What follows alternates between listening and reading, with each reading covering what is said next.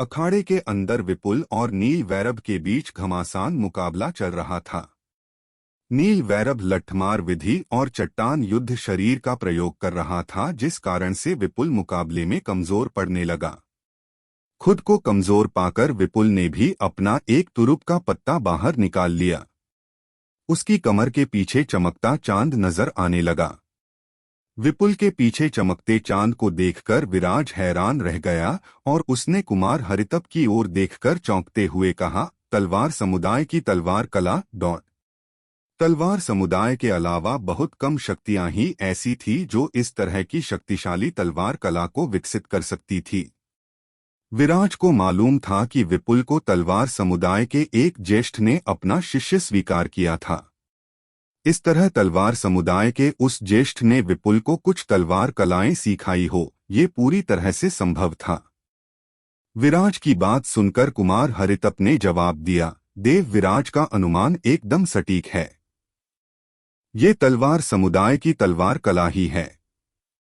महासागर में चमकता चांद। हालांकि जिस तलवार तकनीक का विपुल उपयोग कर रहे हैं, ये बहुत ही कठोर तलवार तकनीक है। इस तकनीक के इस स्तर को कोई योद्धा तभी छू सकता है जब उसके पास शानदार तलवार दिल हो।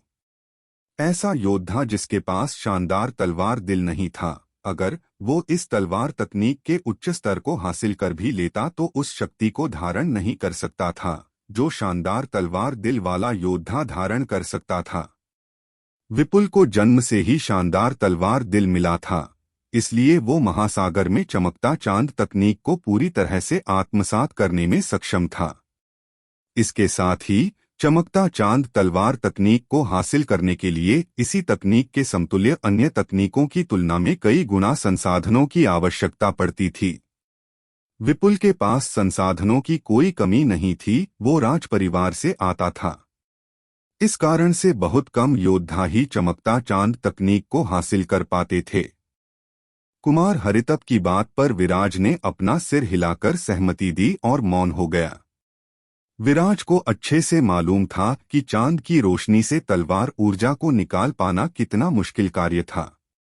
अगर विपुल को जन्मजात तलवार शरीर नहीं मिला होता तो विपुल शायद ही चमकता चांद तकनीक को धारण कर पाता। चमकता चांद तकनीक से निकली तलवार ऊर्जा का इस स्तर पर जाकर नियंत्रण कर पाना कोई बच्चों का खेल नहीं था। इसके लिए वर्षों की साधना और तपस्या लगती थी। अपने सामने उन दोनों को लड़ता हुआ देखकर विराज ने अफसोस के साथ खुद से ही कहा, दुर्भाग्यपूर्ण, इतनी महान तकनीक को आत्मसात करने के बावजूद भी सीनियर विपुल कुमार हरितप को पराजित नहीं कर सकेंगे। विराज को चमकता चांद तकनीक के बारे में तलवार मणि की वजह से पहले से मालूम था, लेकिन उसने इस तलवार तकनीक का प्रयोग करते किसी योद्धा को पहली बार देखा था, वो भी इतने उच्च स्तर पर। उसी समय कुमार हरितप ने विराज से हल्की आवाज में कहा, अवश्य, अगर अनुज विपुल महासागर में चमकता चांद तकनीक के बलबूते नील वैरभ की नीलमणि घाटी की लठमार तकनीक का सामना करना चाहते हैं तो उन्हें अपने चमकता चांद तकनीक के स्तर को बढ़ाना होगा। भले ही चमकता चांद तकनीक एक महाशक्तिशाली तकनीक थी, लेकिन कुमार हरितप लठमार तकनीक की शक्ति से अच्छे से वाकिफ था। लठमार तकनीक बहुत ही विशाल और शक्तिशाली तकनीक थी जो बड़ी बड़ी तकनीकों की धज्जियां उड़ाने में सक्षम थी। ऐसे में अभी भी नील वैरभ का ही पलड़ा भारी था। विराज को विपुल की गहरी समझ थी। वो अच्छे से जानता था कि विपुल ने भावना के आवेग में आकर इस तकनीक का उपयोग नहीं किया था। विपुल के पास कोई तो योजना अवश्य थी। विराज ये सोच ही रहा था कि उसी समय विपुल उसकी आंखों से ओझल हो गया। उसके पीछे चमकता चांद में एक तेज विस्फोट हो गया। उस विस्फोट से अनगिनत तलवार धार निकलकर वहां चारों ओर फैलने लगी। गगनभेद तलवार प्रतिरूप कुमार हरितप ने जब ये नजारा देखा तो वो पागलों की तरह चिल्ला पड़ा। उसने आगे कहा, मैंने उम्मीद नहीं की थी कि ज्येष्ठ भट्टाचार्य अनुज विपुल को सर्वश्रेष्ठ तलवार कला इतनी जल्दी सौंप देंगे। गगनभेद तलवार प्रतिरूप तकनीक तलवार समुदाय के महान ज्येष्ठ बुद्धदेव भट्टाचार्य की सर्वश्रेष्ठ तकनीक थी। ज्येष्ठ बुद्धदेव भट्टाचार्य एक मार्शियल संत राजा थे। जो समय के साथ संत अधिपति स्तर के योद्धा बनने वाले थे। गगनभेद तलवार प्रतिरूप तकनीक की शक्ति इतनी प्रबल थी कि एक संत अधिपति स्तर का योद्धा भी इस तकनीक के सामने सतर्क हो उठता था, नहीं तो वो बुद्धदेव भट्टाचार्य के हाथों खुद को पराजित होने से नहीं बचा पाता। गगनभेद तलवार प्रतिरूप बुद्धदेव भट्टाचार्य का तुरुप का इक्का था। इसी कारण से कुमार हरितप को घोर आश्चर्य हो रहा था कि उन्होंने विपुल को अपनी इतनी महान तकनीक सौंप दी थी। कुमार हरितप को इस तरह व्यग्र होता देखकर विराज असमंजस में पड़ गया। तलवार पूर्वज ने तलवार समुदाय की स्थापना करने के कुछ दिनों बाद ही बाहरी दुनिया की कुछ जगहों को घूमने के लिए तलवार समुदाय की भूमि को छोड़ दिया था। कई जगह घूमने के बाद तलवार पूर्वज कैप्लर यूनिवर्स की दूसरी सबसे खूंखार जगह पुनर्जन्म के 6 मार्ग की गहराइयों में उतर गए। अपने पीछे वो अपना एक अवतार छोड़ गए। विराज के पास भले ही तलवार मणि थी, इसके बावजूद उसे तलवार समुदाय के अंदर मौजूद तलवार तकनीकों और कलाओं के बारे में ज्यादा जानकारियां नहीं थी।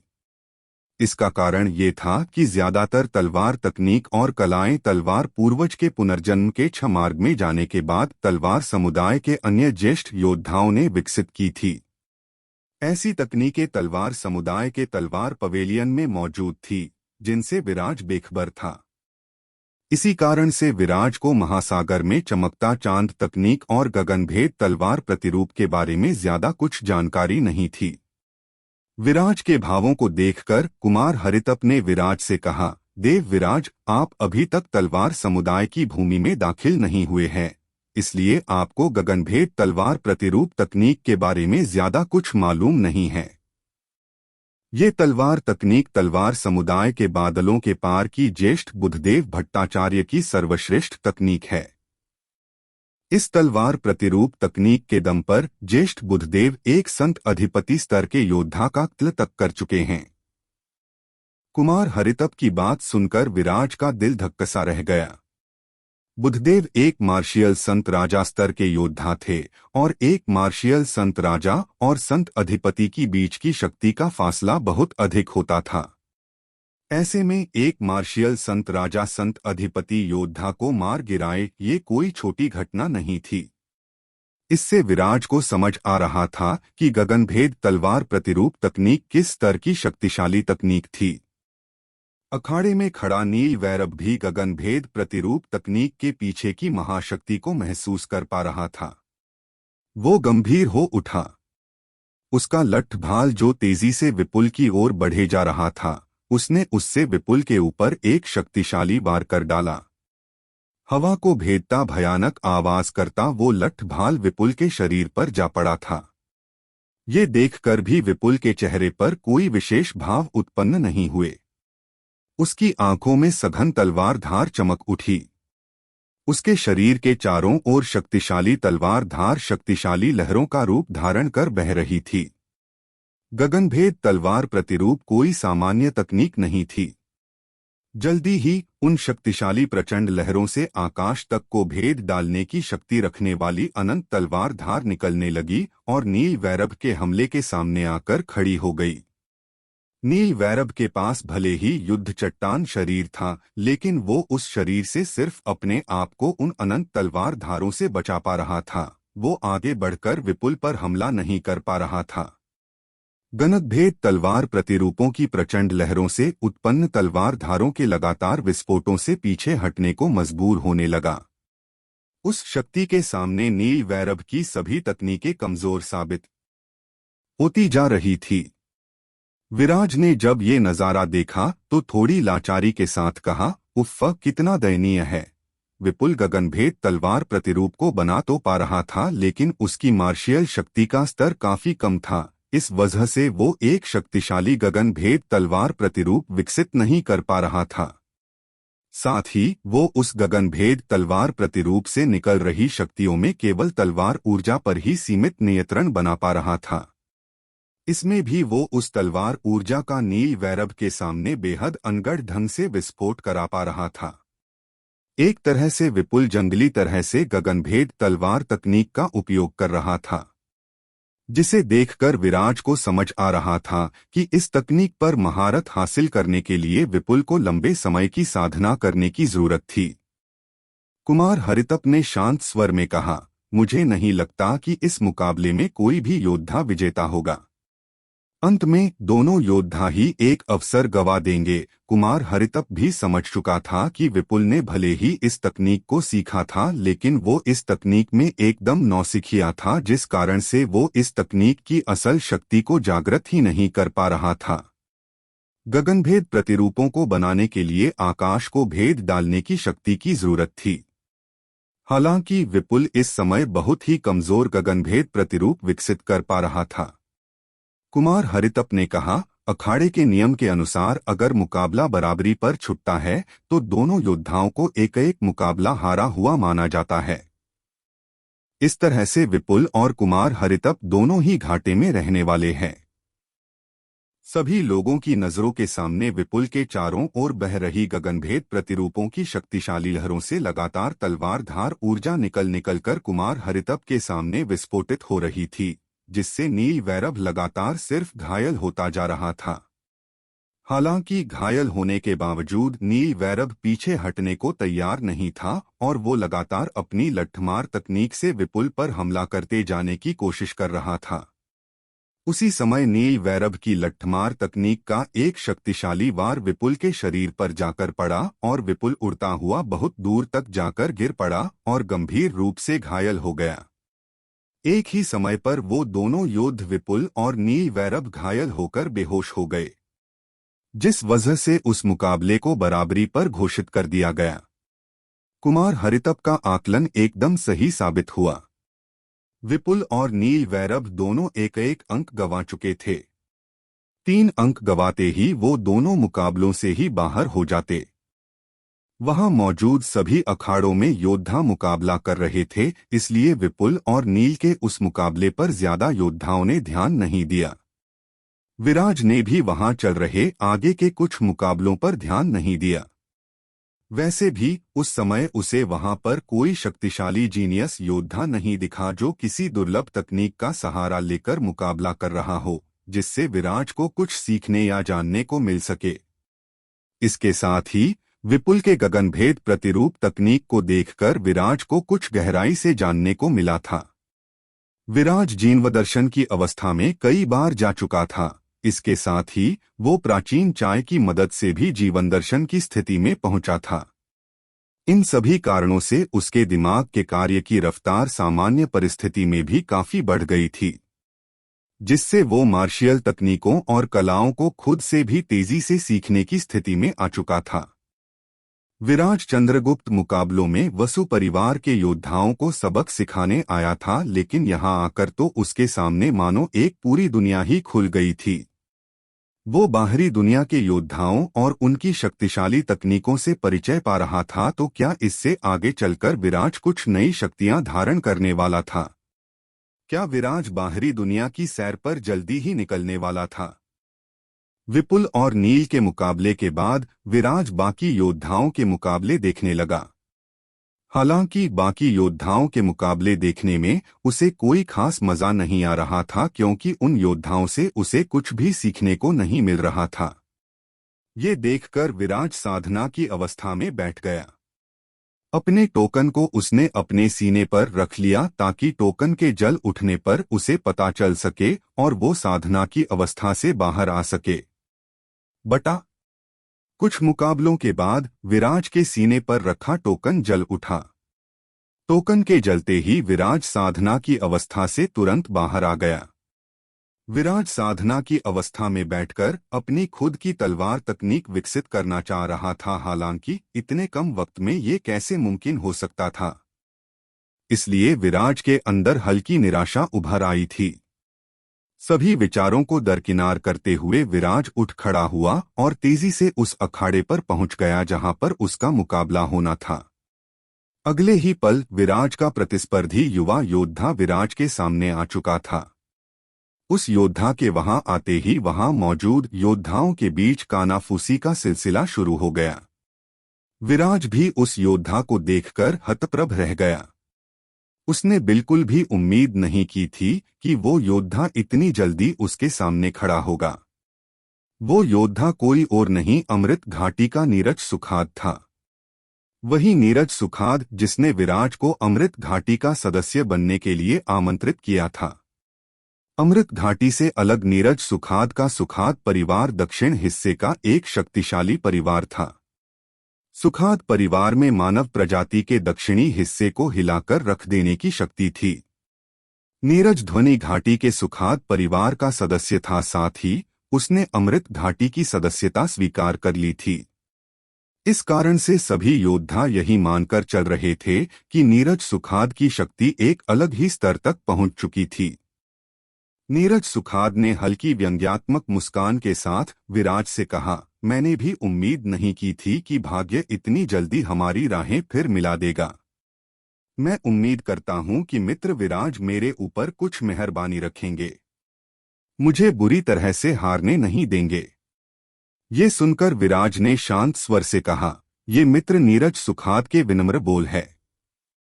असली मजा बराबर के योद्धा के साथ मुकाबला करने में आता है। मुझे उम्मीद है कि इस मुकाबले में मुझे बड़ा आनंद मिलने वाला है। विराज को अच्छे से मालूम था कि नीरज सुखाद एक बहुत ही शक्तिशाली पृष्ठभूमि से आने वाला एक शक्तिशाली योद्धा था, जिसके पास कई छिपे हुए तुरुप के पत्ते हो सकते थे जो उसे विस्मित करने की शक्ति भी रखते होंगे। हल्की सी लापरवाही भी विराज के लिए भारी पड़ सकती थी। नीरज सुखाद अमृत घाटी के आंतरिक घेरे का सदस्य था और अमृत घाटी का दक्षिण हिस्से में काफी दबदबा था। इस वजह से विराज के लिए भी नीरज सुखाद की शक्ति की था जान पाना पूरी तरह से संभव नहीं था। लेकिन जहां तक विराज का अनुमान था तो नीरज सुखाद प्राचीन चंद्रगुप्त नगर में आए सभी जीनियस योद्धाओं में शीर्ष 5 योद्धा तो था। इस कारण से विराज नीरज सुखाद का सामना करने के लिए बहुत सतर्क होता जा रहा था। सिस्टम की मदद से विराज की शक्ति भी आश्चर्यजनक रूप से बढ़ चुकी थी। हालांकि चंद्रगुप्त मुकाबले 28 साल तक के युवाओं के लिए खुले थे और वो 20 से 21 साल का युवा था।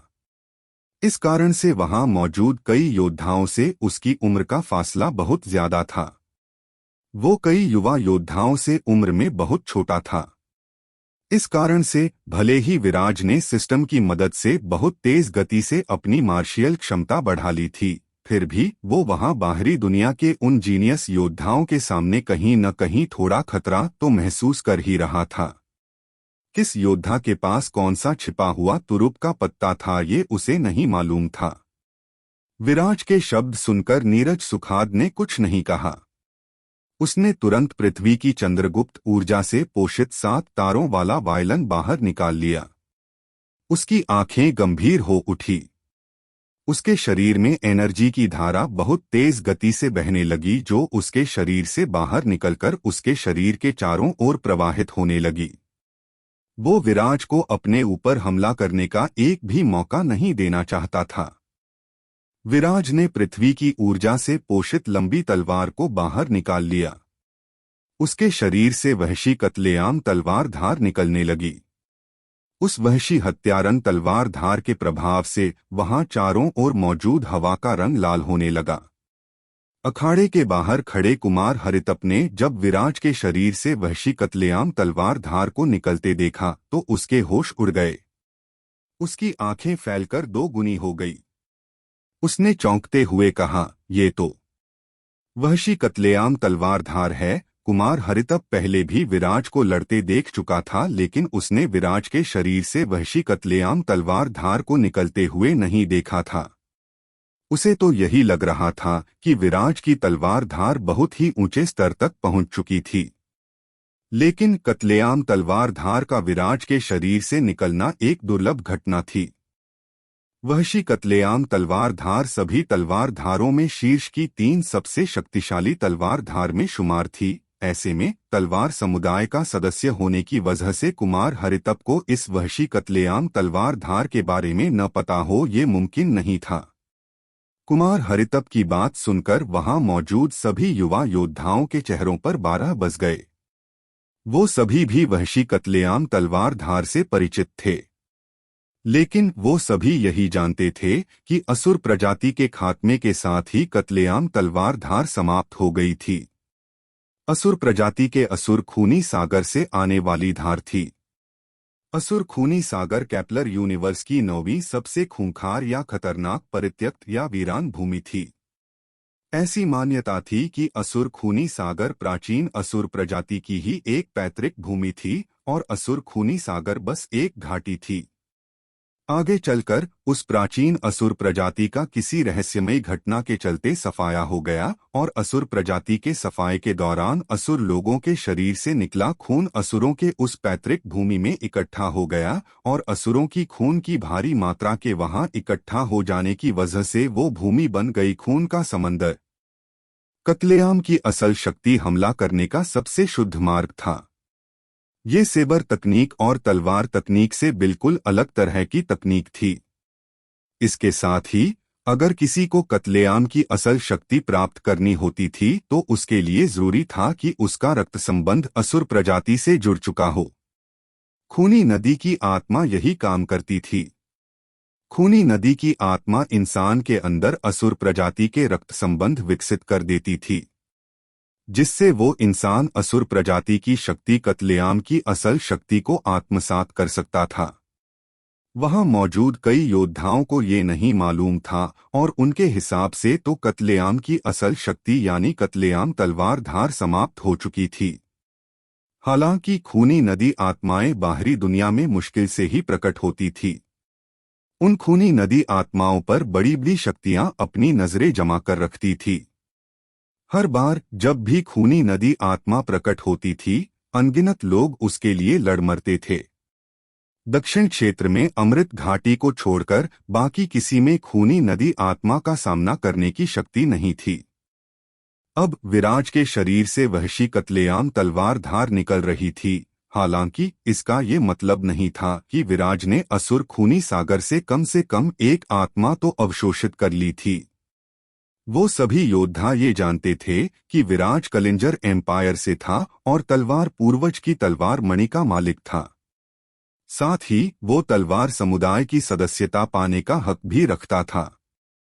लेकिन अब विराज ने वहशी कत्लेआम तलवार धार प्रदर्शित कर दी थी, जिससे सभी योद्धा विराज की पृष्ठभूमि के बारे में सोचने लगे। सभी योद्धा जानते थे कि तलवार पूर्वज कभी भी असुर खूनी सागर में नहीं गए थे, इसलिए विराज को ये तलवार धार तलवार पूर्वज से तो विरासत में नहीं मिली थी।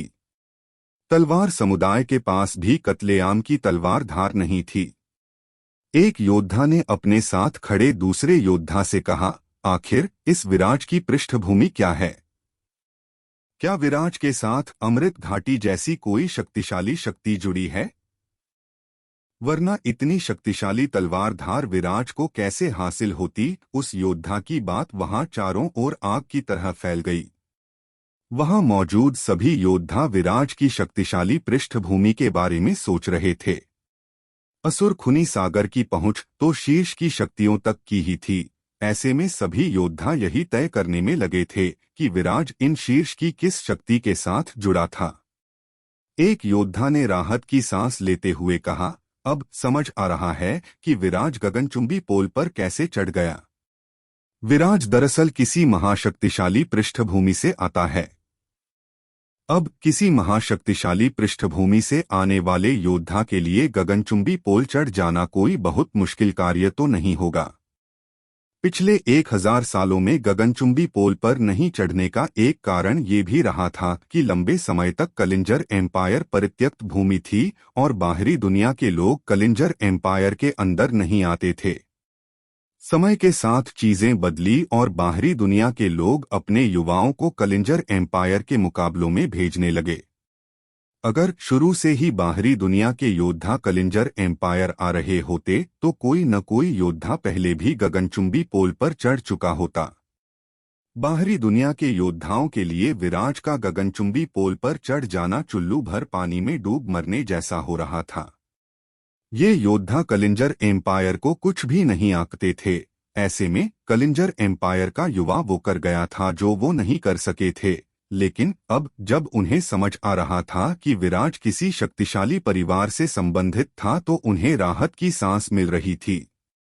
किसी महाशक्तिशाली परिवार के योद्धा से हारना कोई शर्म की बात नहीं थी। इसमें उन्हें शर्मिंदा होने की जरूरत नहीं थी।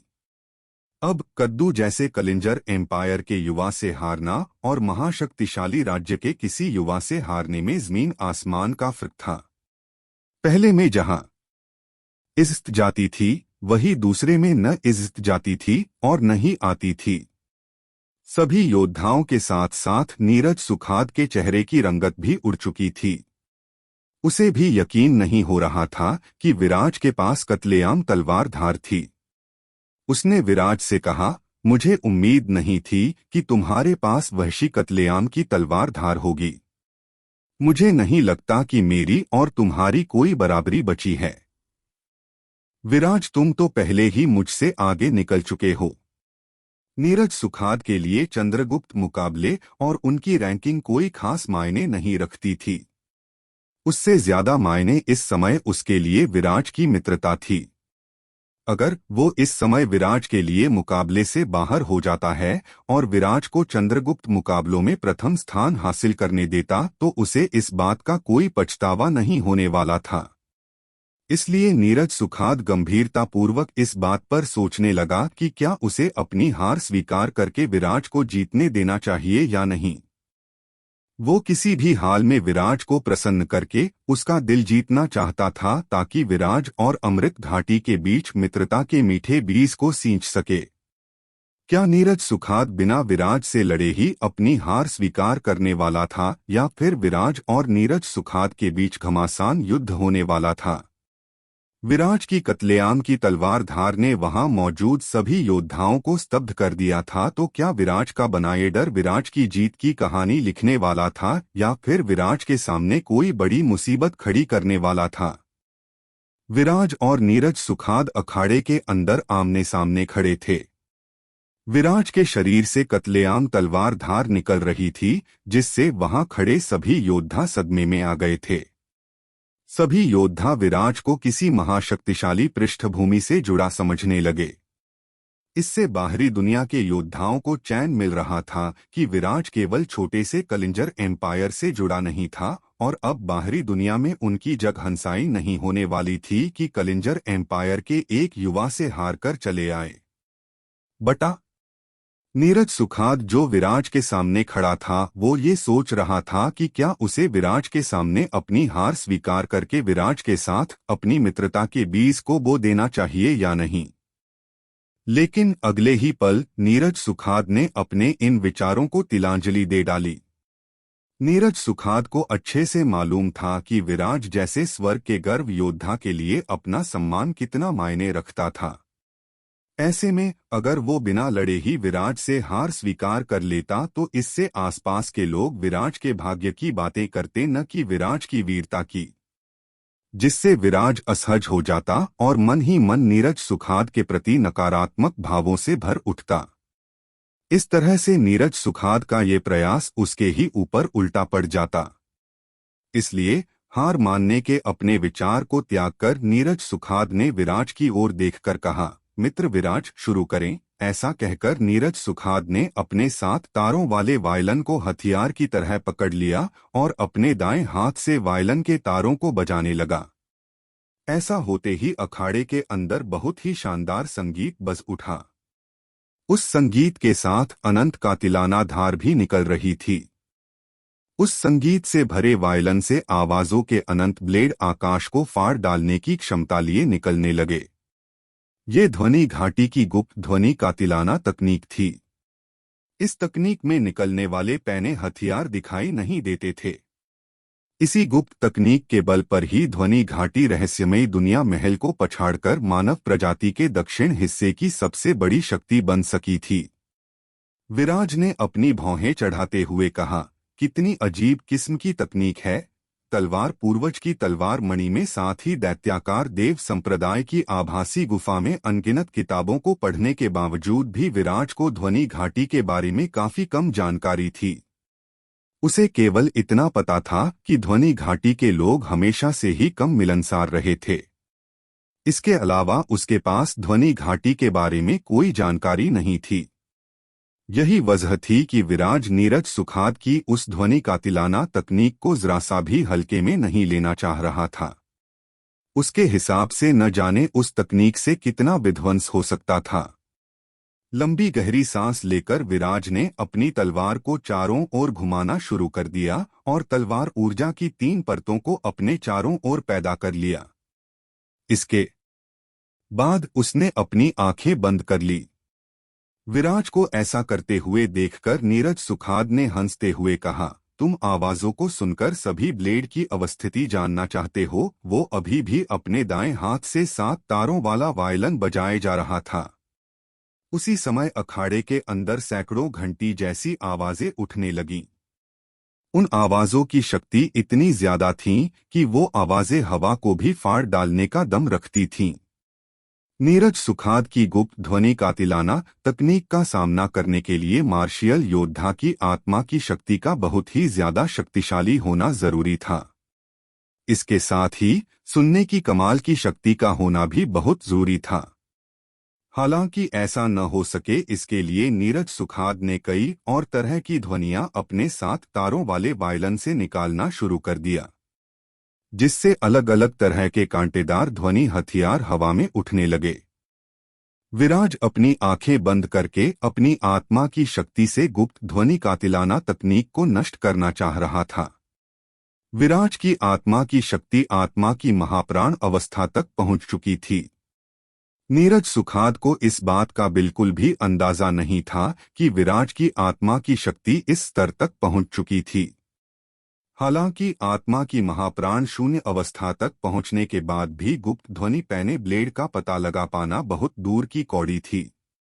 नीरज सुखाद के इस गुप्त ध्वनि पैने ब्लेड के हमले को देखकर वहां मौजूद सभी योद्धाओं की आंखें फटी की फटी रह गई थी। वो सभी ये जानने को उत्सुक हो रहे थे कि विराज इतने शक्तिशाली वार का कैसे जवाब देने वाला था। ध्वनि घाटी की ध्वनि कातिलाना तकनीक बेहद ही छिपी हुई तकनीक थी। इसके प्रहारों को देख पाना या महसूस कर पाना लगभग नामुमकिन की तरह होता था। हवा में उठे तेज संगीत के साथ कब पैने धारदार हथियार सामने वाले योद्धा को बुरी तरह से जख्मी कर डालते थे, ये योद्धा तक को नहीं पता चल पाता था। प्यार का वायलन ध्वनि कातिलाना तकनीक से भरकर मौत के वायलन में बदल जाता था। विराज ने इस तकनीक का उपयोग विराज के सामने इसलिए ही किया था ताकि विराज किसी भी तरह से उसके ऊपर हमला करने वाले हथियारों को न देख सके और न ही समझ सके। इस तरह इससे कोई फर्क नहीं पड़ता था कि विराज कितना शक्तिशाली था, उसका पराजित होना लगभग तय हो चुका था। कुमार हरितप ने अखाड़े के अंदर उठे उस ध्वनि तरंगों को देखकर और उनके पीछे छिपे शक्तिशाली और खतरनाक हथियारों को भांपकर बेहद शांत स्वर में कहा, ये ध्वनि कातिलाना तकनीक तो बहुत ही अजीब सी है। हमारे तलवार समुदाय में इस तकनीक को कोई खास वरीयता नहीं दी जाती। देव विराज, आप बहुत शक्तिशाली है। क्योंकि इस तकनीक को आप पहली बार झेल रहे हैं तो हो सकता है कि आपको कुछ नुकसान उठाना पड़ जाए, लेकिन घबराने की कोई बात नहीं है। कुमार हरितप को समझ आ चुका था कि अगर उसका सामना नीरज सुखाद से हुआ तो ध्वनि कातिलाना तकनीक का सामना करने के लिए उसके पास कोई तुरुप का पत्ता नहीं था। उसे किसी भी हाल में नीरज सुखाद के ध्वनि कातिलाना तकनीक को इस्तेमाल करने से पहले ही हराना पड़ेगा, नहीं तो वो नीरज सुखाद के सामने बस अपने आप को बताता ही रह जाएगा। ध्वनि कातिलाना तकनीक की सबसे खतरनाक बात ये थी कि इससे निकलने वाले हथियार किसी को भी दिखाई तक नहीं दे रहे थे। इस कारण से इस तकनीक का सामना कर पाना कोई आसान कार्य नहीं रहा था। इसलिए कुमार हरितप को लग रहा था कि विराज किसी भी तरह नीरज सुखाद को हराकर नीरज सुखाद की ध्वनि कातिलाना तकनीक को नेस्तनाबूद कर दे, ताकि नीरज सुखाद का आत्मविश्वास गिर जाए और वो आगे के योद्धाओं पर इस तकनीक का उपयोग न करें। कुमार हरितप और सभी योद्धाओं के चेहरे पर घोर तनाव उभर रहा था। वही अयान, यश और विपुल के चेहरों पर एकदम शांत भाव थे। वो तीनों भी ध्वनि कातिलाना तकनीक के बारे में सुन चुके थे और उसके गुप्त हथियारों की शक्ति के बारे में उन्होंने भी सुना था, लेकिन उन्हें मालूम था कि विराज कुछ भी करके ध्वनि कातिलाना तकनीक का कोई न कोई तोड़ जरूर निकाल लेगा। विराज एक शक्तिशाली मार्शियल योद्धा होने के साथ साथ एक बहुत ही प्रतिभाशाली अल्केमिस्ट भी था। अल्केमिस्ट की आत्मा की अवस्था कमजोर नहीं होती थी। विराज एक 6th ग्रेड अल्केमिस्ट था, जिसका मतलब था कि विराज की आत्मा की अवस्था एक ऊंचे स्तर तक जा चुकी थी। ऐसे में भले ही नीरज सुखाद की आत्मा की शक्ति बहुत ज्यादा हो, लेकिन उन तीनों के हिसाब से वो विराज की आत्मा की शक्ति से कतई ज्यादा नहीं हो सकती थी। ध्वनि घाटी के लोगों की आत्मा की शक्ति बहुत ही ज्यादा होती थी। यही आत्मा की शक्ति उनका सबसे बड़ा हथियार बनती थी। ध्वनि कातिलाना तकनीक में जहां हथियारों का गायब हो जाना सबसे बड़ी चुनौती दिखती थी, दरअसल ऐसा नहीं था। ध्वनि घाटी के लोगों की आत्मा की शक्ति सामान्य लोगों की तुलना में ऊंची थी। ध्वनि घाटी से बाहर के बहुत कम युवा थे जो ध्वनि घाटी के युवाओं से ज्यादा आत्मा की शक्ति धारण करते थे। जिस योद्धा की आत्मा की शक्ति जितनी ज्यादा होती थी, ध्वनि कातिलाना तकनीक उस योद्धा के हाथों में उतनी ही ज्यादा विनाशलीला दिखा पाती थी। इसी वजह से ध्वनि घाटी के योद्धा के सामने अन्य जगहों के योद्धा इस तकनीक के सामने असहज हो उठते थे। इसी कारण से ध्वनि कातिलाना तकनीक बहुत ज्यादा प्रसिद्ध थी। इसके साथ ही ध्वनि कातिलाना तकनीक की कमजोरी भी बहुत स्पष्ट थी। यदि ध्वनि घाटी के योद्धा की आत्मा की शक्ति से ज्यादा शक्ति उसके प्रतिद्वंद्वी की होती थी, तो इस ध्वनि कातिलाना तकनीक को भेद पाना कोई मुश्किल कार्य नहीं रह जाता था। विराज अपने चारों ओर योद्धाओं के मुंह से ये सब बातें सुन रहा था।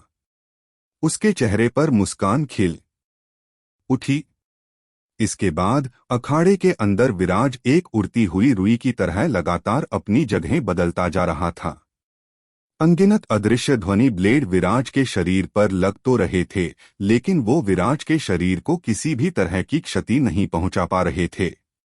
जब चारों ओर खड़े योद्धाओं ने ये नजारा देखा तो उनके होश उड़ गए। अनंत अदृश्य प्रहारों के बीच भी विराज एकदम सुरक्षित खड़ा था, मानो वो धारदार ब्लेड विराज के लिए बने ही नहीं थे। उन सभी योद्धाओं को लगा था कि विराज ध्वनि कातिलाना तकनीक के सामने परास्त हो जाएगा, लेकिन विराज तो बड़ी आसानी से उस तकनीक का सामना कर रहा था। मानो कोई कला प्रेमी वायलिन के संगीत में एक अलग ही ताल में नृत्य कर रहा हो। धीरे धीरे सभी योद्धाओं को समझ आने लगा कि ऐसा सिर्फ एक ही तरह से संभव था, जब विराज की आत्मा की शक्ति नीरज सुखाद की आत्मा की शक्ति से ज्यादा हो। विराज को उसके सभी प्रहारों से अप्रभावित होता देखकर नीरज सुखाद के चेहरे की रंगत उड़ने लगी। उसे कुछ पलों के लिए तो समझ ही नहीं आया कि ये कैसे मुमकिन था। उसने पहले ही वार में इतनी शक्तिशाली तकनीक का उपयोग इसलिए किया था क्योंकि उसके सामने विराज जैसा योद्धा खड़ा था, लेकिन इतनी शक्तिशाली तकनीक विराज के सामने बेअसर हो जाएगी ऐसा तो उसने बिल्कुल भी नहीं सोचा था। यहाँ तक कि विराज को अपनी कोई सुरक्षात्मक तकनीक का सहारा तक नहीं लेना पड़ा था। ये देखकर नीरज सुखाद ने लंबी गहरी सांस ली। उसके चेहरे पर दृढ़ता के कुछ पक्के इरादे थे। उसने विराज की ओर देखकर बेहद शांत स्वर में कहा, मित्र विराज, तुम्हारी तकनीक सच में बेमिसाल है, लेकिन अगला वार बहुत ज्यादा शक्तिशाली होने वाला है। मैं भी इस वार को बहुत कम ही प्रयोग में लाता हूं। मित्र विराज संभल कर। विराज ने बेहद शांत स्वर में कहा, मित्र नीरज सुखाद, दिल खोलकर हमला करो। प्रत्युत्तर भी तुम्हें वैसा ही मिलेगा, एकदम दिल खोलकर। ऐसा कहते हुए विराज ने अपनी आंखें नहीं खोली। इसके बजाय उसने अपने शरीर के चारों ओर अपनी आत्मा की शक्ति को बढ़ाना शुरू कर दिया।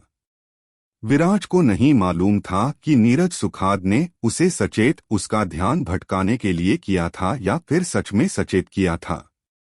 इस समय वो अपनी आत्मा की शक्ति पर ध्यान केंद्रित करके ध्वनि कातिलाना तकनीक के अदृश्य ब्लेडों के हमले से खुद को बचा रहा था। इस पूरी प्रक्रिया में उसकी बहुत ज्यादा ऊर्जा खप चुकी थी। ऐसे में अगर वो जरा सा भी ढीला पड़ता तो नीरज सुखाद के हमले का शिकार होकर गंभीर रूप से घायल हो सकता था। वो घायल होकर जीतना नहीं चाहता था। उसने वहां पर बड़ी मुश्किल से अपनी अपराजेय जैसी पहचान कायम की थी जिसे वो किसी भी हाल में बनाए रखना चाहता था।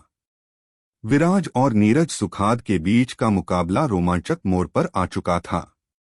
नीरज सुखाद विराज के ऊपर कोई शक्तिशाली हमला करने जा रहा था, वही विराज नीरज सुखाद को एक तरफा हराकर आसपास के सभी योद्धाओं में अपना खौफ बरकरार रखना चाहता था। तो क्या विराज नीरज सुखाद को हराने में कामयाब हो पाएगा? विराज और नीरज सुखाद अखाड़े में एक दूसरे के सामने खड़े थे। विराज नीरज सुखाद को एक झटके में पराजित करना चाहता था। वो नीरज सुखाद के साथ लंबा और संघर्षरत मुकाबला नहीं चाहता था।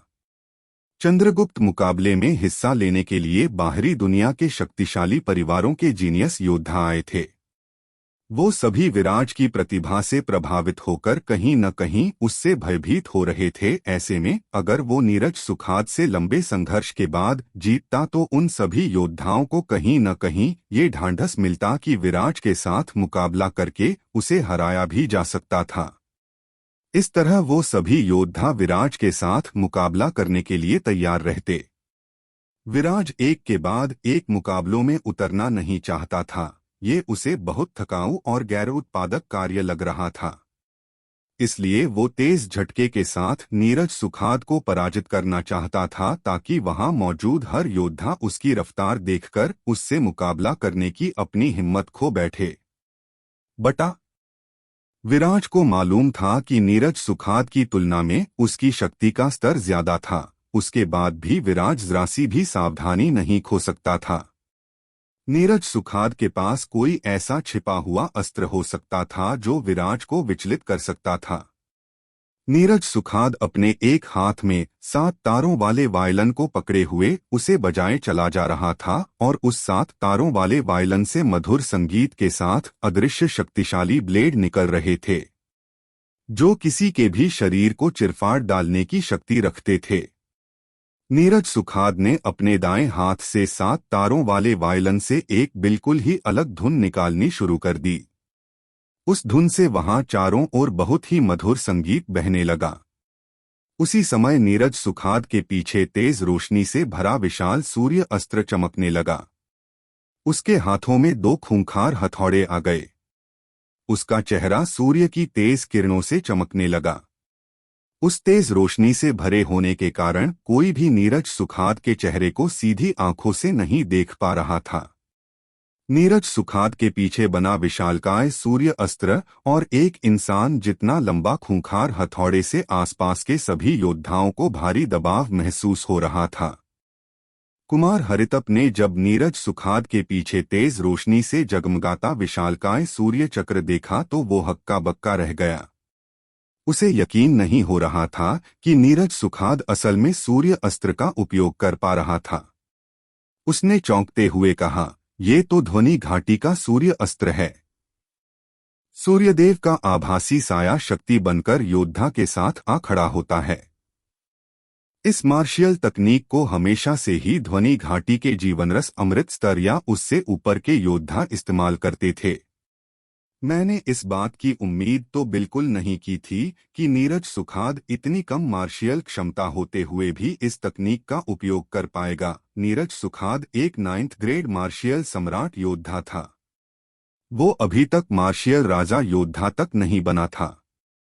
इसके बावजूद वो सूर्यदेव के आभासी साये का उपयोग कर पाने में सक्षम था। केवल इस एक चीज से पता चलता था कि नीरज सुखाद की प्रतिभा का स्तर क्या था। कुमार हरितप की बात सुनकर जो योद्धा नीरज सुखाद की तकनीक को नहीं पहचान सके थे वो योद्धा भी नीरज सुखाद की शक्तिशाली मार्शियल तकनीक सूर्य अस्त्र को पहचान चुके थे। योद्धाओं की भीड़ में से ही एक सफेद रंग के योद्धा ने कहा, मैंने कभी नहीं सोचा था कि सीनियर नीरज सुखाद साक्षात सूर्यदेव की शक्तियों का उपयोग करने लायक बन सकेंगे। सीनियर नीरज सुखाद की शक्ति सच में अपराजेय स्तर तक जा चुकी है। उस सफेद रंग के योद्धा की बात सुनकर भीड़ में से ही एक युवा योद्धा ने उस सफेद योद्धा को पहचानते हुए कहा, अरे, ये तो दक्षिण क्षेत्र की एक बड़ी शक्ति तंजाबली महल का युवा योद्धा है। अमृत घाटी के हमेशा से ही तंजाबली महल के साथ अच्छे संबंध रहे हैं, इसलिए नीरज को सीनियर बुलाना इस योद्धा के लिए सामान्य शिष्टाचार का विषय है। अयान ने विराज और नीरज दोनों की ओर देखते हुए अपना आकलन करते हुए कहा, ये ध्वनि कातिलाना तकनीक अमृत घाटी के योद्धा ही उपयोग में लाते हैं।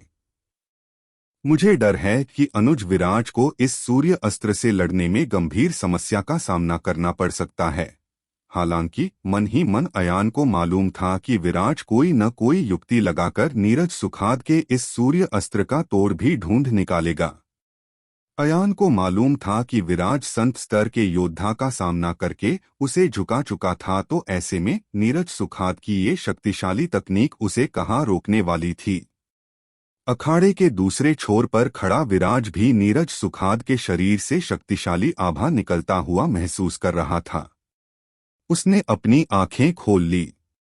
वो अभी तक अपनी आत्मा की शक्ति से नीरज सुखाद के हमलों का जवाब देता जा रहा था।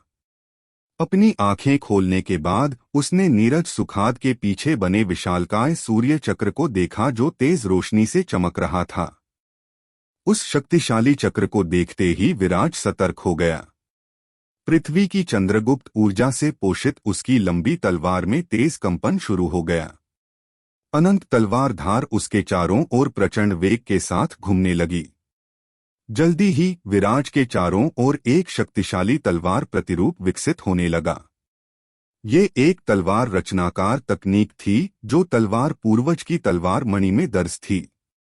विराज बहुत ही कम जगहों पर इस तकनीक का उपयोग करता था, क्योंकि बहुत कम योद्धा ही उसे इस तकनीक का उपयोग करने के लिए विवश कर पाते थे। विराज काफी समय पहले ही इस तकनीक में महारथी बन चुका था, लेकिन आज जाकर उसे इस तकनीक का उपयोग करने का मौका मिल रहा था। नीरज सुखाद ने जब विराज के पीछे बने विशालकाय शक्तिशाली तलवार रचनाकार प्रतिरूपों को देखा तो उसका दिल जोरों से धड़क गया। उसने विराज से चिल्लाकर कहा, मित्र विराज, संभल कर। नीरज सुखाद किसी भी कीमत पर विराज को शक्तिशाली तलवार रचनाकार को बनाने नहीं दे सकता था। इसलिए उसने अपने हाथों में पकड़े दो विशालकाय हथौड़ों में से एक हथौड़े से विराज पर हमला कर दिया। नीरज सुखाद जैसे ही सूर्य अस्त्र के उस हथौड़ा हथियार को लेकर आगे बढ़ा तो उसका चेहरा पीला पड़ गया। सूर्य अस्त्र का वो हथियार बेतहाशा शक्तियों का पुंज था और ऐसा अस्त्र नहीं था जिसे हर कोई संभाल सकता था। उस अस्त्र को नियंत्रित करने के लिए कमाल की शक्ति का होना पहली शर्त थी। इसी वजह से सूर्य अस्त्र के उन हथौड़ों को संभाल पाना नीरज सुखाद के लिए बहुत मुश्किल होता जा रहा था। नीरज सुखाद ने किसी तरह सूर्य अस्त्र के उस हथौड़े को संभालते हुए विराज के ऊपर वार कर दिया। उस वार से विराज के चारों ओर बन रही तलवार ऊर्जा की परत का एक हिस्सा ढह गया, लेकिन अगले ही पल उससे कई गुना तलवार ऊर्जा वहां पैदा हो गई और देखते ही देखते उस भयानक तलवार ऊर्जा ने हथौड़े को चारों ओर से घेर लिया, जिससे नीरज सुखाद उस विशालकाय हथौड़े को हिला तक पाने में कामयाब नहीं हो पा रहा था। सूर्य अस्त्र का शक्तिशाली हथौड़ा हथियार विराज के बनाए तलवार ऊर्जा के जाल में कैद होकर रह गया था। ये देखकर नीरज सुखाद पूरी तरह से झल्ला गया और झल्लाते हुए उसने कहा, अब ये क्या बला है। नीरज सुखाद के शरीर के चारों ओर एनर्जी की धारा बहुत तेज गति से गोल गोल चक्कर काटे जा रही थी।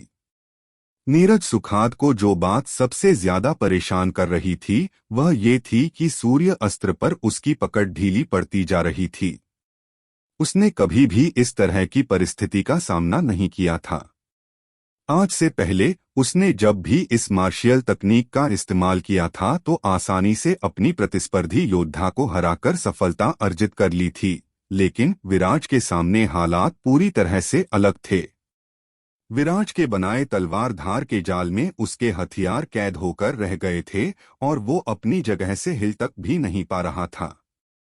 उसकी शक्ति सीमित थी, इस कारण से वो सूर्य अस्त्र को ज्यादा मजबूती के साथ नियंत्रित नहीं कर पा रहा था।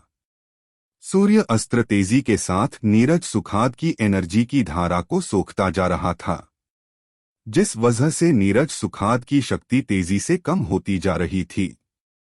ये महसूस कर नीरज सुखाद समझ गया कि उसे कुछ तो करना होगा, नहीं तो जल्दी ही उसका बनाया गया सूर्य चक्र गायब हो जाएगा और सूर्य अस्त्र से मिली शक्ति भी गायब हो जाएगी।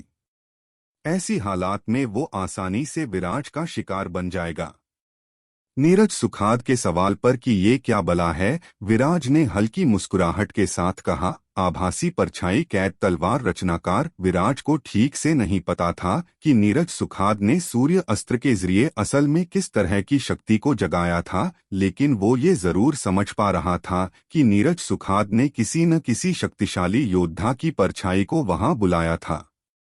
इसलिए उसने आभासी परछाई कैद तलवार रचनाकार का निर्माण किया था ताकि विराज के हमले को कैद करके उसे लाचार बनाया जा सके। आभासी परछाई कैद तलवार रचनाकार भी तलवार पूर्वज की तलवार मणि में दर्ज था। हालांकि विराज को ये अनुमान नहीं था कि ये रचनाकार तकनीक इतनी ज्यादा शक्तिशाली साबित होने वाली थी। एक बात जो विराज को सबसे ज्यादा चौंका रही थी कि आभासी परछाई कैद तलवार रचनाकार में नीरज का हथियार कैद होने के बाद विराज और नीरज के बीच एक संबंध विकसित हो गया था। उसके बावजूद विराज के पीछे बना विशालकाय सूर्य चक्र बना रहा। वो नष्ट नहीं हुआ और नीरज सुखाद के शरीर से निकलने वाली एनर्जी की धारा से पोषित होते हुए बना रहा। नीरज सुखाद के अस्त्रों को आभासी परछाई कैद रचनाकार में कैद देखकर और सूर्य चक्र को बना देखकर विराज सोचने लगा, अगर अगली बार इस तरह के अस्त्र का मुझ पर प्रयोग हुआ तो इस अस्त्र का सामना करने के लिए मुझे कोई बेहतर मार्ग ढूंढना होगा। नीरज सुखाद अपनी तमाम कोशिशों के बाद भी अपने हथौड़े को अपनी जगह से हिला तक नहीं पा रहा था। इसके साथ ही वो सूर्य अस्त्र को बनाए रखने की शक्ति भी खोता जा रहा था और सूर्य चक्र लगातार उसकी एनर्जी की धारा को सोखता जा रहा था, जिससे वो कमजोर होता जा रहा था। ये सब देखकर नीरज सुखाद ने विराज से कहा, मित्र विराज, मैं अपनी पराजय स्वीकार करता हूँ। नीरज सुखाद को पता था कि जिस तेजी से सूर्य चक्र उसकी एनर्जी की धारा को सोखता जा रहा था, कुछ ही देर में उसकी सारी ऊर्जा चूस जाती और वो जमीन पर गिरकर बेहोश हो जाता। इसलिए इस मुकाबले को आगे बढ़ाने के लिए उसके पास कोई शक्ति और युक्ति नहीं बची थी। नीरज सुखाद समझ चुका था कि वो हार चुका था, इसलिए समझदारी इसी में थी कि अपनी हार स्वीकार ली जाए और अपनी ऊर्जा को बचाया जाए ताकि आगे के मुकाबलों में लड़ने के लिए उसके पास ऊर्जा बची रहे। इसके साथ ही वो विराज की मित्रता चाहता था। ऐसे में विराज के सामने हार स्वीकार करने से विराज के मन में उसे लेकर कोई मैल नहीं रहने वाला था।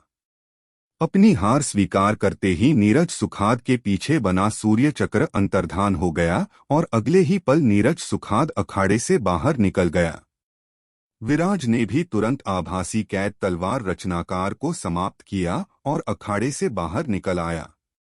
विराज और नीरज सुखाद के मुकाबले में विराज विजयी रहा था, तो वहां मौजूद योद्धाओं के बीच विराज किस तरह का योद्धा बनकर उभरा था। आगे होने वाले मुकाबलों में क्या क्या होना शेष था। विराज का अगला मुकाबला किस योद्धा के साथ होना था। विराज अखाड़े से बाहर आ चुका था। आसपास मौजूद सभी योद्धाओं ने जब विराज को इस तरह जीतते देखा तो उन सभी के पसीने छूट गए। वो सभी समझ गए कि विराज पर काबू पाना लगभग नामुमकिन जैसा था। नीरज सुखाद मानव प्रजाति के दक्षिण क्षेत्र के सबसे शक्तिशाली युवाओं में से एक था। अगर विराज नीरज सुखाद को इतनी आसानी से हरा सकता था तो वहां मौजूद ज्यादातर योद्धा ये समझ चुके थे कि विराज उनके बलबूते से ऊपर की हस्ती था, क्योंकि वो योद्धा नीरज सुखाद को हराने का मादा नहीं रखते थे। बटा वसु परिवार के योद्धाओं ने जब विराज को नीरज सुखाद को हराते देखा तो उनकी हालत भी खस्ता होने लगी। वसु परिवार का मिवान वसु विराज से लड़ चुका था और विराज ने एक ही बार में मिवान वसु को हरा दिया था। विराज की शक्ति को देखकर उन सभी के दिलों में जलन का ज्वार उठ रहा था। अपने दांतों को गुस्से से पीसते हुए नागसेन वसु ने कहा, हमें कुछ भी करके विराज को मारना होगा। ये सुनकर वसु परिवार के सभी योद्धाओं की आंखें में कातिलाना चमक उभर आई। ये सुनकर वसु परिवार के एक योद्धा गगन वसु ने कहा, हमें चंद्रगुप्त मुकाबले समाप्त होने का इंतजार करना होगा, उसी के बाद हम कुछ कर सकते हैं। उसी समय गगन वसु का टोकन जल उठा। ये देखते ही गगन वसु अखाड़े में उतर आया। जैसे ही गगन वसु के सामने अखाड़े के अंदर दूसरा योद्धा उतरा तो वहां चारों ओर हल्ला मच गया।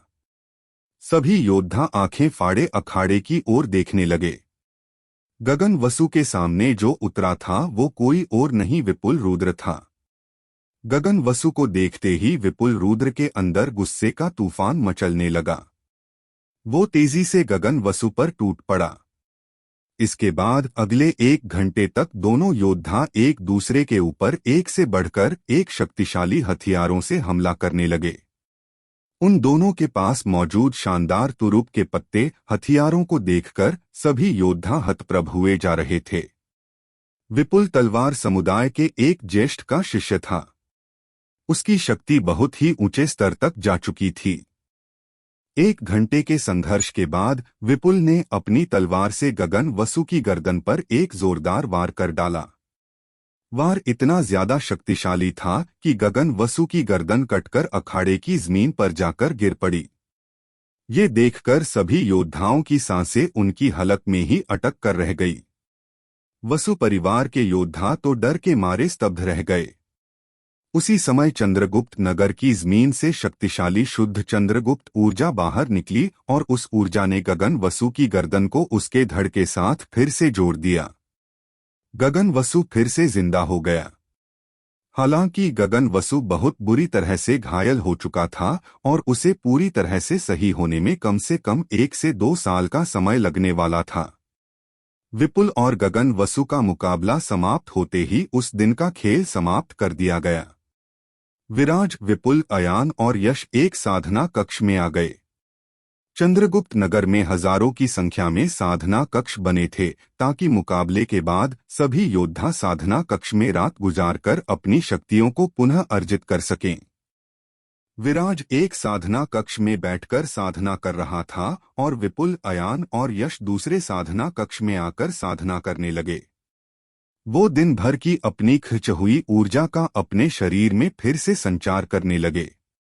उसी समय उस साधना कक्ष में 2 लोग दाखिल हुए।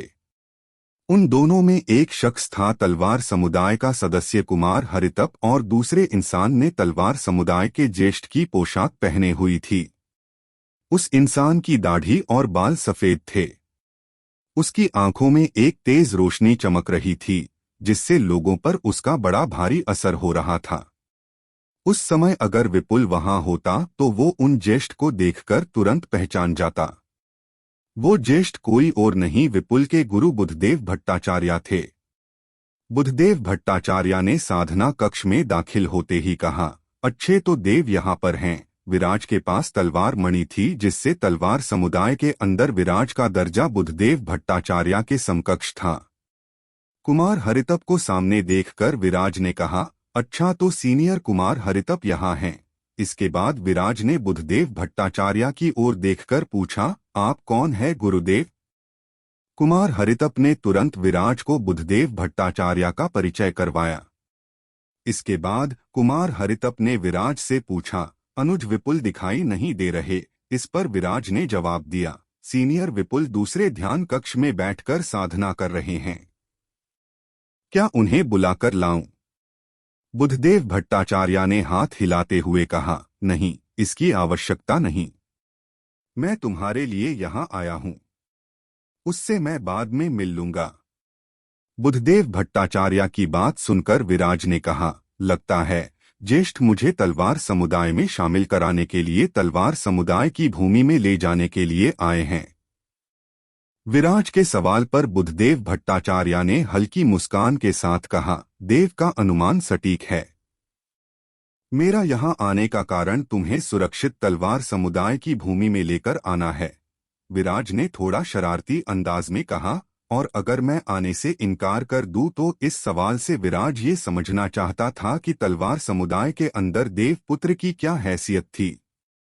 बुद्धदेव भट्टाचार्य ने तुरंत जवाब दिया, अगर बात ऐसी है तो जब तक देव विराज तलवार समुदाय चलने का इरादा नहीं करते, मैं तुम्हारे साथ रहकर तुम्हारी हिफाजत करूंगा। ये सुनकर विराज को समझ आ गया कि देवपुत्र का दर्जा सच में तलवार समुदाय के अंदर बहुत ऊंचा था। एक संत अधिपति स्तर के योद्धा को मार गिराने वाला योद्धा उसकी सुरक्षा के लिए वहां तैनात था। विराज ने कुछ देर सोच विचार करने के बाद बुद्धदेव भट्टाचार्य से कहा, अगर मैं असुर खून सागर में जाना चाहूं तो बहुत समय पहले जब तलवार समुदाय का अवतार विराज के सामने प्रकट हुआ था तो उस अवतार ने विराज से कहा था कि असुर खून सागर में उसके लिए उन्होंने एक विरासत छिपाई है, वो वहां जाकर उस विरासत को हासिल कर सकता है। विराज पहले तलवार समुदाय जाना चाहता था और फिर असुर खून सागर, लेकिन अब उसे ऐसा करने की आवश्यकता नहीं लग रही थी, वो सीधे असुर खून सागर जा सकता था। बुद्धदेव भट्टाचार्य के साथ होने पर विराज को किसी भी बाहरी शक्ति के हमले का खतरा नहीं था। इसका कारण ये था कि तलवार समुदाय असुर खून सागर पर नियंत्रण रखने वाली एक बड़ी शक्ति थी। हालांकि भले ही विराज को असुर खून सागर जाने पर बुद्धदेव भट्टाचार्य का संरक्षण मिल जाने वाला था और बड़ी शक्तियां शायद विराज पर हमला भी नहीं करने वाली थी, उसके बावजूद भी विराज को मालूम था कि असुर खून सागर में जाकर तलवार पूर्वज के छिपे हुए विरासत को खोज पाना कोई आसान कार्य नहीं होने वाला था। उसके लिए उसे बहुत सारे पापड़ बेलने पड़ेंगे। विराज का सवाल सुनकर बुद्धदेव भट्टाचार्य के चेहरे पर सवालों की अनगिनत बौछारें पड़ना शुरू हो गई और उन्होंने सवालिया नजरों से विराज को देखते हुए उससे पूछा, लेकिन देवपुत्र आखिर असुर खून सागर क्यों जाना चाहते हैं? वो जगह तुम्हारे जैसे युवाओं के जाने के लिए नहीं बनी। देव विराज को मालूम होना चाहिए कि वो भूमि कैप्लर यूनिवर्स की 9 परित्यक्त भूमियों में से एक है। साथ ही कई शक्तियों की उस जगह पर बड़ी बारीक नजर रहती है। वो जगह अनगिनत खतरों और खासकर अधूरी और श्रापित आत्माओं से भरी पड़ी है। वैसे तलवार समुदाय असुर खून सागर की एक शीर्ष स्तर की शक्ति थी, लेकिन आज से 3 साल पहले हमने असुर खून सागर में खूनी नदी आत्मा को हासिल किया था।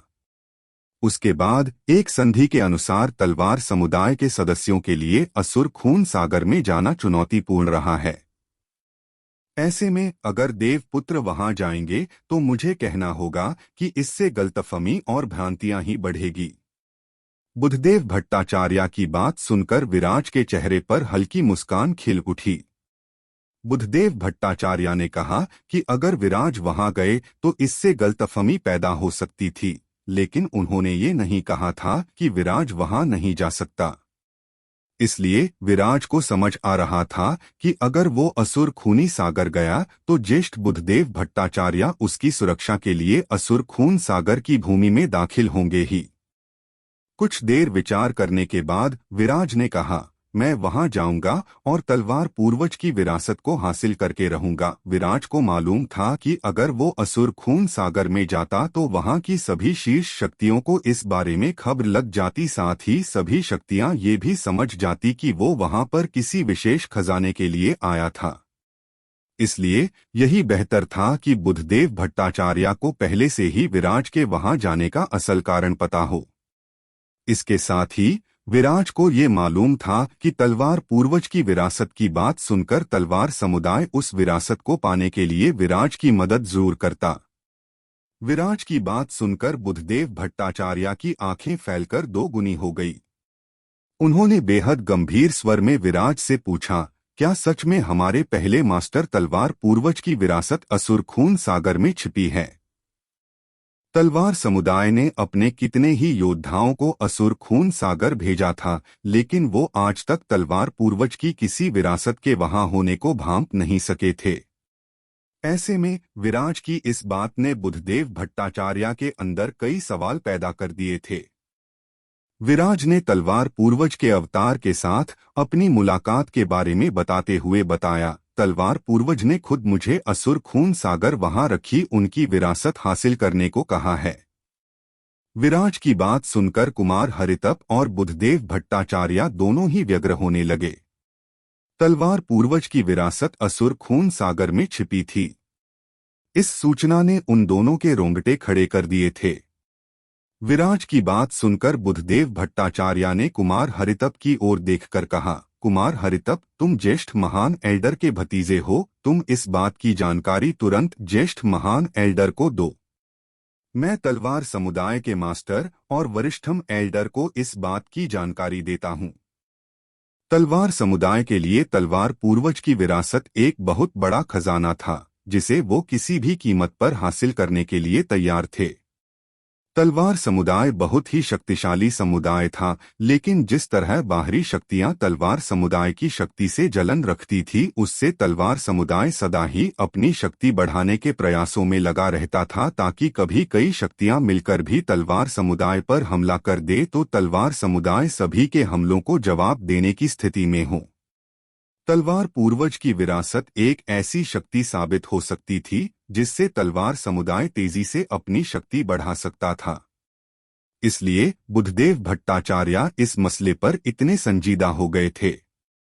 बुद्धदेव भट्टाचार्य की बात सुनकर कुमार हरितप ने तुरंत एक विशेष प्रकार के लॉकेट को अपनी यूनिवर्स रिंग से निकालकर मसल दिया। इस लॉकेट की मदद से कुमार हरितप अपने चाचा से सीधा संवाद कर सकता था। ये एक अकेला लाभ था जो कनाद हरितप ने कुमार हरितप को दिया हुआ था। कुमार हरितप के उस लॉकेट को मसलते ही वहां पर एक काले रंग का चमकता हुआ दरवाजा प्रकट हो गया। उस दरवाजे के अंदर से एक मध्यम उम्र का इंसान सुनहरे रंग की पोशाक पहने बाहर निकला। उसके शरीर से राजसी तेज और आभा निकल रही थी। उसके शरीर से बहुत ही शक्तिशाली तलवार धार निकल रही थी।